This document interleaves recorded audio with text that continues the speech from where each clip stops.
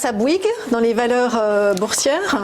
Alors Bouygues, je n'ai pas vu l'ouverture de ce matin, mais graphiquement déjà, ici, alors vous l'avez peut-être, mais non, graphiquement, ce que j'ai tracé là... Toujours pas de cotation.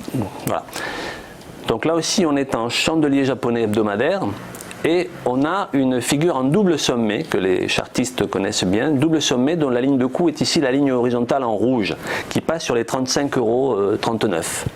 Et en plus, on avait une divergence baissière, c'est-à-dire une fin de hausse, entre guillemets, sur une zone de résistance, autour des 42 €, et la cassure donc de cette ligne de coup à 35,39 €, avec la bougie rouge qui a bien clôturé en dessous, donc c'est la bougie hebdomadaire de la fin de la semaine dernière, elle a validé donc cette figure. Donc théoriquement, potentiellement, cette figure nous donne un objectif de baisse qui pourrait nous amener sur les 29,39 €. Alors ça, c'est si on faisait 100% de baisse. Alors moi, en général, sur ce genre de figure, d'autant qu'on est sur un relativement long terme, moi je vise comme un premier objectif 50% de cette figure. Et les 50%, la cotation de 50%, l'objectif donc dans un premier temps des 50%, est à 32,40 €. Et c'est la ligne bleue en pointillé que vous avez ici. Donc 50% du potentiel de baisse de cette figure en double sommet.